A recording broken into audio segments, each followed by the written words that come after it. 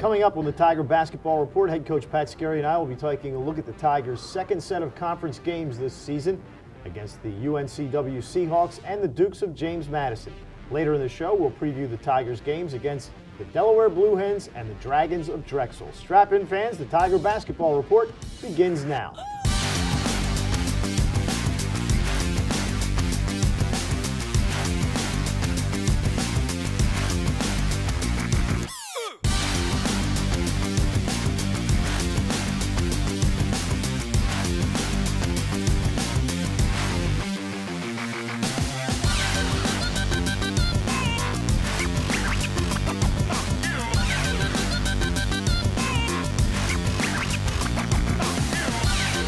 Welcome, Tiger fans, into the Towson Sports Network studios inside CQ Arena for this week's episode of the Tiger Basketball Report.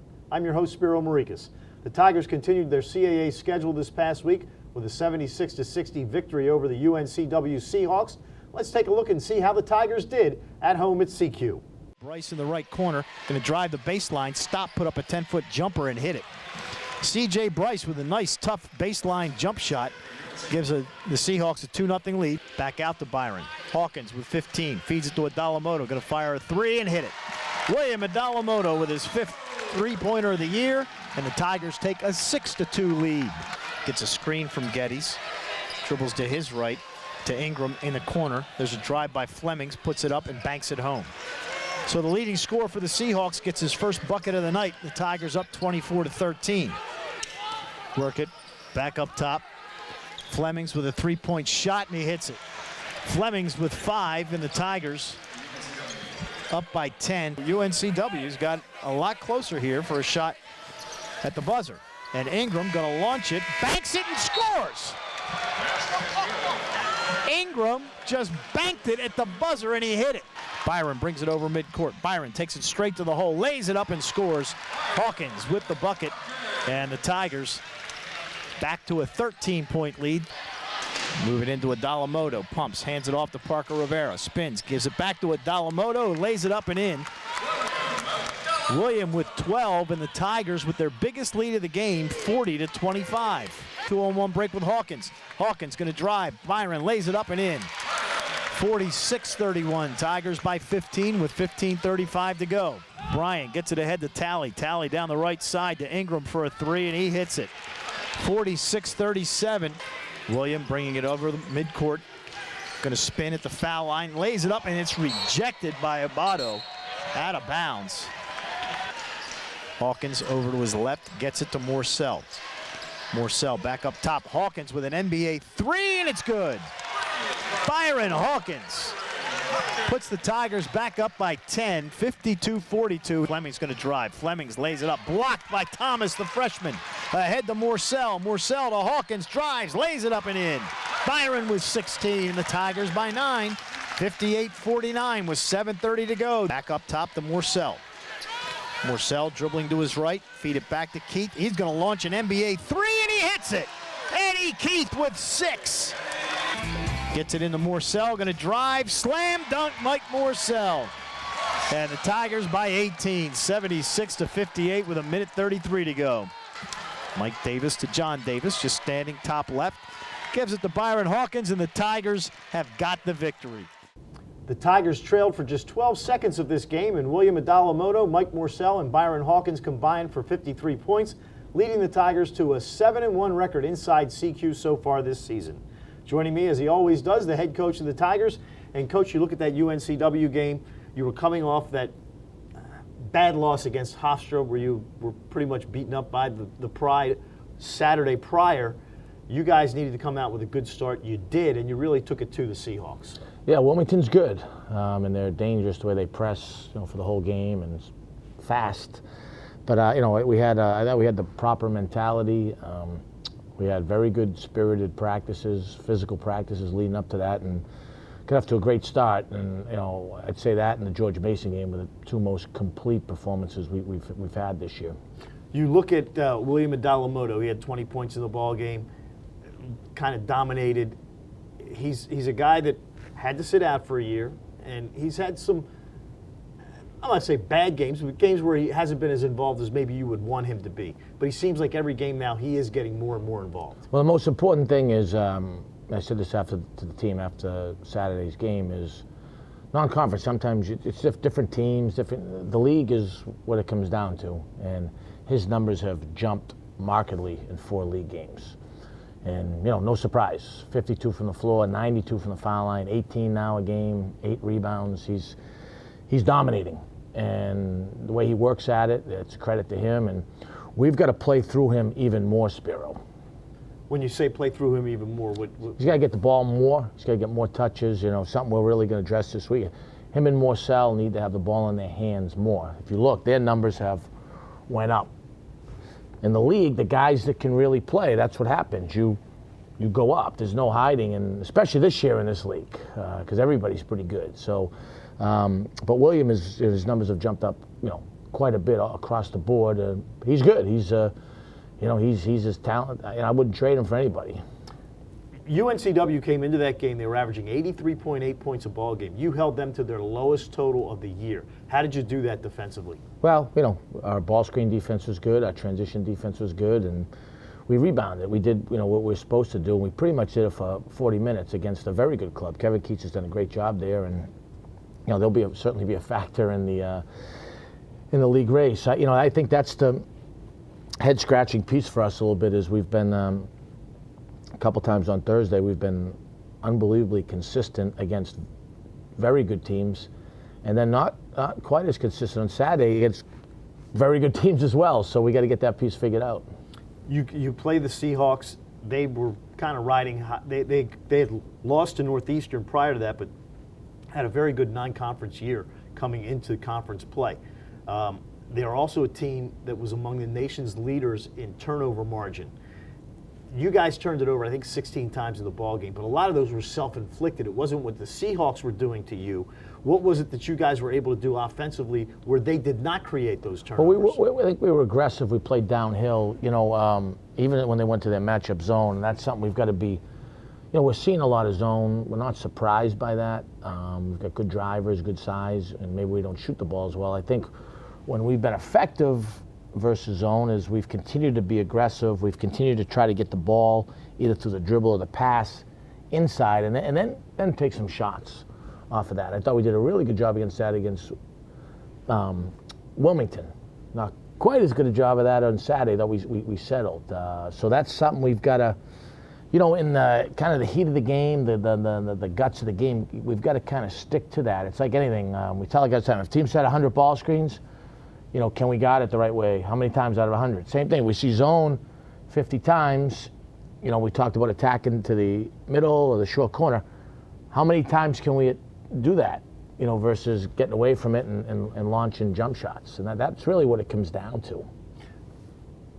This is a different season for everyone in the CAA because the games are Thursday, Saturday. And as you mentioned, you've played very well on the 2 Thursdays, haven't played quite as well on the 2 Saturdays. Do you think everybody in the league is going to have to adjust to this? And are you still trying to figure out, hey, how should we do this? Well, no, it's a big adjustment, especially with the traveling. The different type, the games seem to be called differently on Thursday and then Saturday, and so you got to, but players got to adjust. The schedule is the schedule. We had a long staff meeting yesterday, and I was looking for some solutions on a couple things, and one of my guys, we'll leave him nameless, said that this Thursday-Saturday deal, I think, is we got to, it's a problem. I'm like, well, that's not a solution. That's an observation. We can't change the schedule, and that's not an excuse. We've got to get where we think we can get to. We've got to play more consistent basketball. I think the positive is we're capable of doing it. You don't win at a William & Mary or handle a UNCW team, 2 really good teams, without having some ability. Right. And at times, the ability to kind of stick to the script. Now it's a matter of, can you do that for longer, consistent stretches? All right, well, when we come back, we will take a look at the Tigers' trip to Harrisonburg. It was a Saturday game, and the Tigers took on the Dukes of James Madison. The Tiger Basketball Report will return right after these words.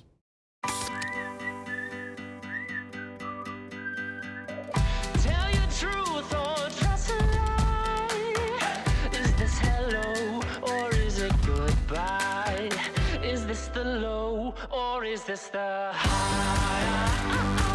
Just let it go, enjoy the ride. Without the low, there ain't a high.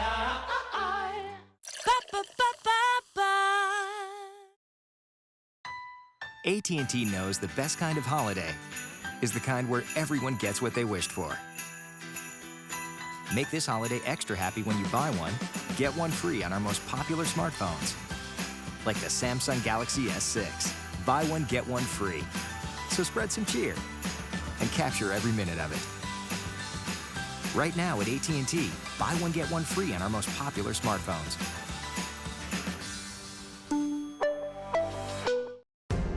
How long does it take to change the game of basketball? Days, years, decades? How about 0.4 seconds? All of a sudden, big ain't so big no more. Small ain't so small. The step back three is the new dunk. Follow through is the new poster. Range is the new hang time. How long to change the game of basketball? 1 second or less. White Market's ice cream plant is based in Sunbury, Pennsylvania, and it's locally owned and operated. We've been making our ice cream for nearly 50 years. We create roughly 70 flavors of ice cream right now. We use local ingredients, especially our cream, which is from our milk plant. The cream is what gives our ice cream a rich and creamy texture. Now, together with our customers, we've created a product called Peanut Butter Indulgence, which will be coming out this summer. It's a peanut butter ice cream with sea salt caramel swirl and chocolate-covered pretzel. How can you go wrong with that? Personally, I love our ice cream. If you come to our house at any given time, you'll find at least 5 packets of ice cream in our freezer. Our kids grew up eating Wise quality ice cream, and now we get to treat our grandchildren to it. It's been a pleasure for me to be tasting ice cream for over 40 years to Wise Markets, and I'm loving every minute of it. Welcome back to the Tiger Basketball Report. I'm your host, Spiro Morekas, joined by the head coach of the Tigers, Pat Skerry. And following the Tigers' win over UNCW, the Tigers headed down to Harrisonburg, Virginia, where they have not played well at the Convocation Center, 4-17 lifetime. William Adalamoto recorded his third double-double of the year, 17 points, 13 rebounds, but it was not enough as the Tigers fell 73-59. Let's take a look at the highlights of the game against the Dukes.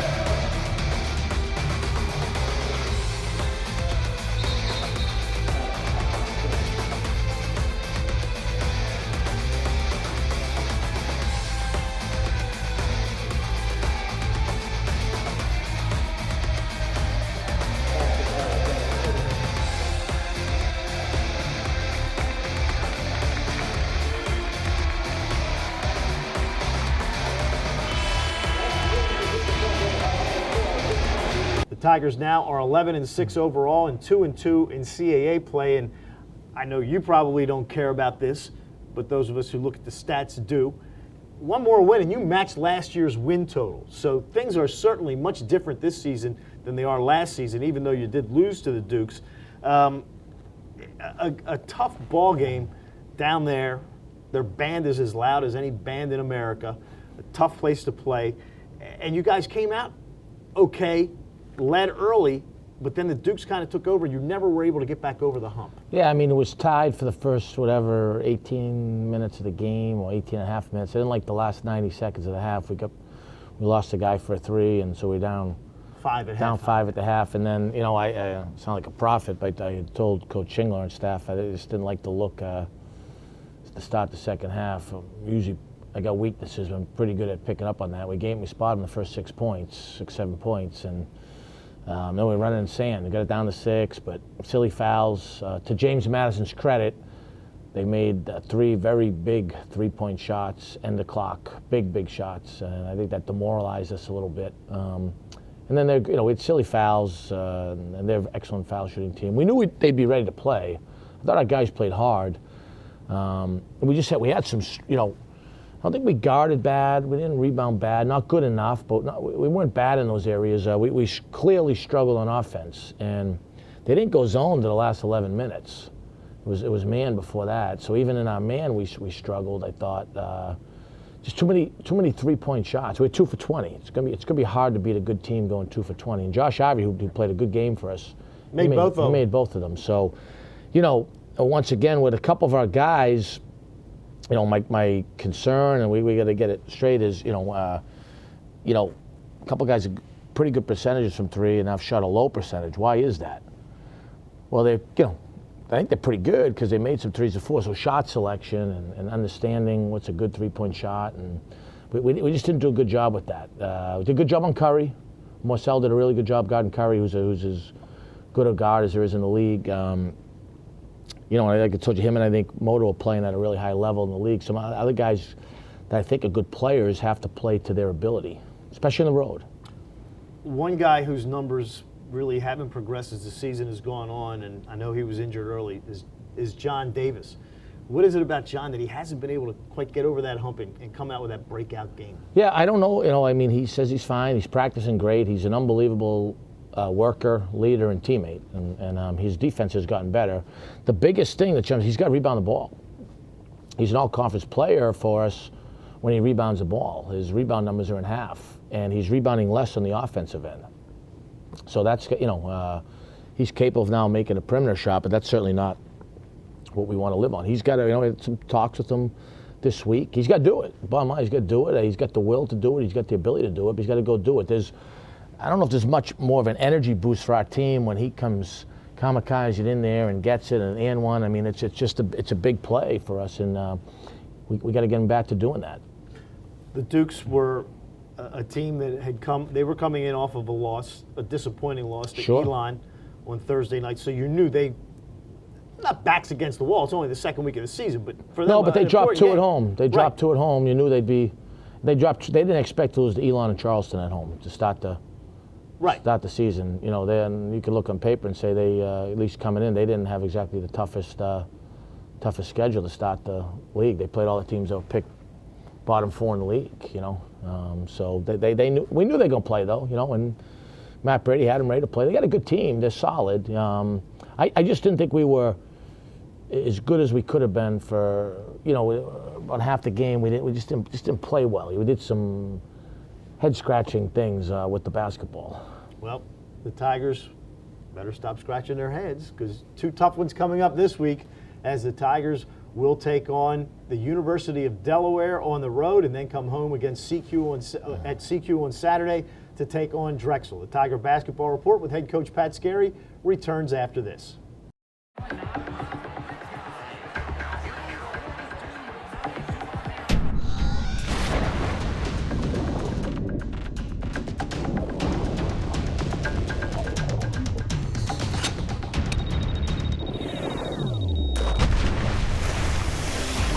When cold refreshment calls, Coors Light answers.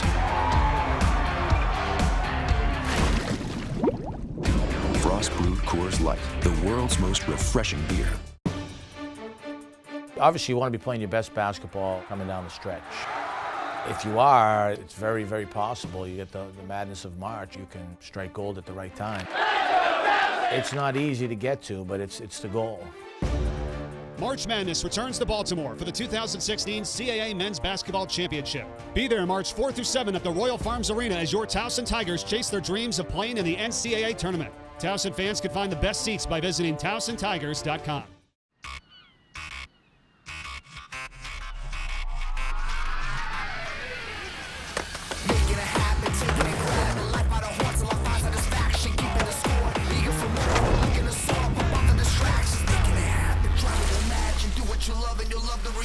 Give it your all for a piece of the action. Getting involved in the moment is magic.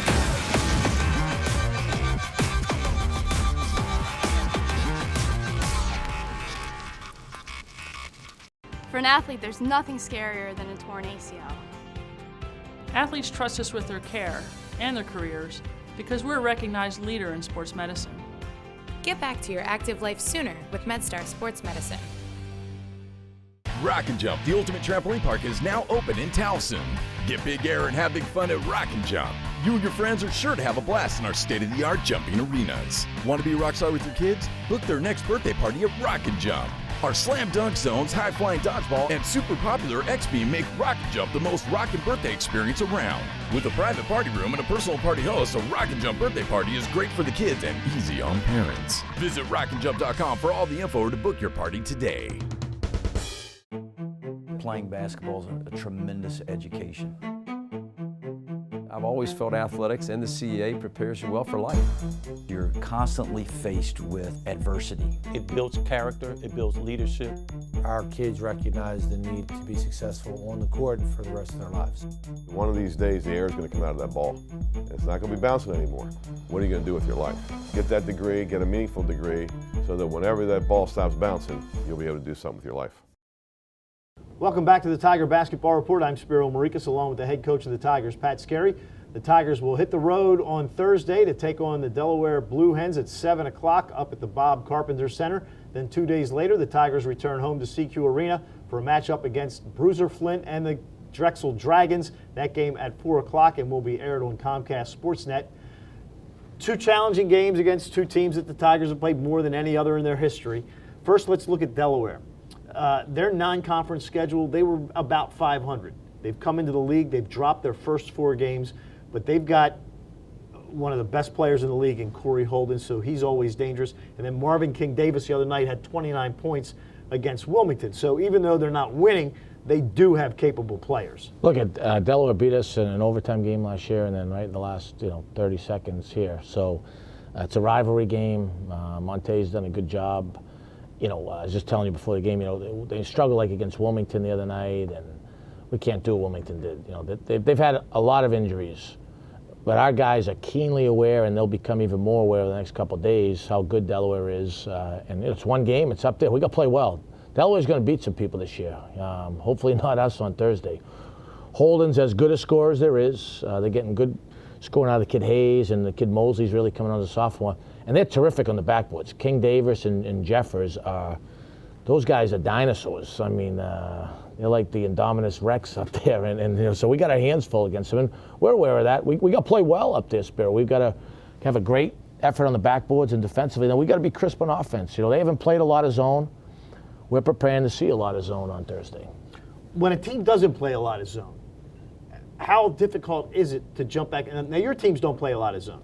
How difficult is it for you to get a team to jump into a zone and play it effectively? I think a lot of it has to do with the other team. How willing are they to do what they're supposed to do on offense? Because sometimes you do it and it's a little bit of a roll of the dice, and if the other team's settling for quick jump shots, it becomes you take them out of rhythm. It can become pretty effective. I don't think it's people do it not because that's what they hang their hat on. It's because more they're like, hey, can we get this team out of rhythm?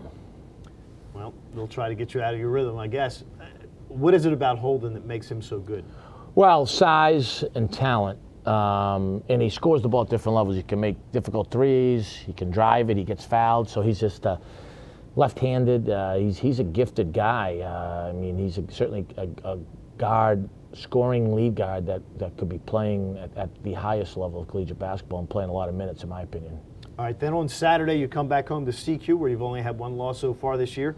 You take on the Dragons of Drexel. They've got the worst record in the league overall. They got their first conference win the other day. Bruisers teams always play bruisingly, you know, and I guess for Bruiser, the problem with this team is he was expecting to have Damian Lee on this team, and Damian transferred to Louisville, and that kind of threw a wrench in his plans, I guess. But they've got Tavon Allen.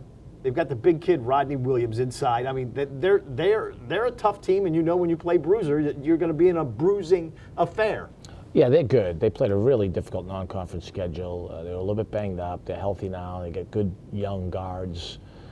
They got tough physical guys in the front court, and an all-conference level player in Allen. So Kid Fields, that sat out from Utah, is a good player. We recruited him, and you know they're going to win more than their share of games in the league. They prepare well. They're coached well. I mean, you know, both. It's going to be a tough game. The league's too good. There are no bad teams. I said it. The conference call. There's no. Don't look around. The scores this week. They're not upsets. No, there's no upsets. It's more like style of play, someone make an adjustment, and really, what team is ready to consistently do their job. That's what it's going to be. You know, you look at a team like Drexel, and they lost a lot of close games. I mean, they opened up the season with a 1-point loss to a good St. Joe's team. They've lost some tough ball games. When you have a team like that that's talented, once they get on a run, that's probably a team you don't want to face, because He's they done can that rip off 7-8 wins in a row. He did it last year. You know, he did it last year. They started long conference, and then they got going in the league. They had a stretch where they won 6 in a row in the league. You know, I mean, and I wouldn't be shocked to see them do it again this year. You know, hopefully not at our expense. All right, we've only had 2 weeks of league play, and I believe the CAA and one other conference are the only 2 in the nation that have no undefeated teams left in conference play. How about that? That doesn't surprise you, does it? No, I think it's the most balanced league in America. It's, you know, a credit to the conference, the players, the coaches, the different programs, administrations that are helping elevate it. I mean, it's the 9th best league in the country. It's unbelievable. It's just tough games. I don't know what's, you know, you're trying to get that point across to your student athletes. I think they understand it, but it's like, hey, this Delaware is really good. They got guys we'd kill to have. You know, and they play a certain style, and then you get something different with Drexel. They got deep, they got bodies, they're extremely well coached. Like, so it's every night. And I think if you ask anybody in the league, they'd say that. Well, every night is an experience in the CAA this year, and you know, this is the NFL's dream, parity. That's what we got in the CAA. We have to take one final break, but we'll wrap it up when we come back. The Tiger Basketball Report continues after this. How long does it take to change the game of basketball? Days, years, decades? How about 0.4 seconds? All of a sudden, big ain't so big no more. Small ain't so small. The step back 3 is the new dunk. Follow through is the new poster. Range is the new hang time. How long to change the game of basketball? 1 second or less. AT&T knows the best kind of holiday is the kind where everyone gets what they wished for. Make this holiday extra happy when you buy one, get one free on our most popular smartphones. Like the Samsung Galaxy S6. Buy one, get one free. So spread some cheer and capture every minute of it. Right now at AT&T, buy one, get one free on our most popular smartphones. For an athlete, there's nothing scarier than a torn ACL. Athletes trust us with their care and their careers because we're a recognized leader in sports medicine. Get back to your active life sooner with MedStar Sports Medicine. Towson is a big university with a small campus feel. It's about going to the school that was at the top of my list. For me, it's about making professional connections. I was able to get an internship with the Baltimore Ravens. Towson is about studying what I'm passionate about. The Veterans Group helped me get plugged into Towson. It's about the sense of pride you feel when you put on your uniform. Towson is intramural basketball, rock climbing and skydiving, the Honors College, and figure skating. It's all about club baseball. Now that I'm a student here, I really couldn't see myself anywhere else. Welcome back to the Tiger Basketball Report. Coach, thanks for joining us. And in honor of the late, great David Bowie, who once said, I don't know where I'm going from here, but I know it won't be boring. I like that, and, too bad for Mr. Bowie, obviously. And you're talking about the NFL, in the words of J.J. Watt, right? Pretty good player. Success isn't owned. Success is rented. And the rent is due every day, Spiro. There you go. The Tigers are on the road Thursday as they will take on the University of Delaware. Tip set for 7 o'clock. Tune into CBS Radio 1300 at 6:45 for the pregame show. And then on Saturday, January 16th, the Tigers are back home in CQ Arena at 4 o'clock for the game against Drexel. I'll be back on CBS Sports Radio that day starting at 3:45, and that game also will be televised on Comcast Sportsnet. That's going to do it for this week's edition of the Tiger Basketball Report. For head coach Pat Skerry, I'm Spiro Morekas. As always, go Tigers.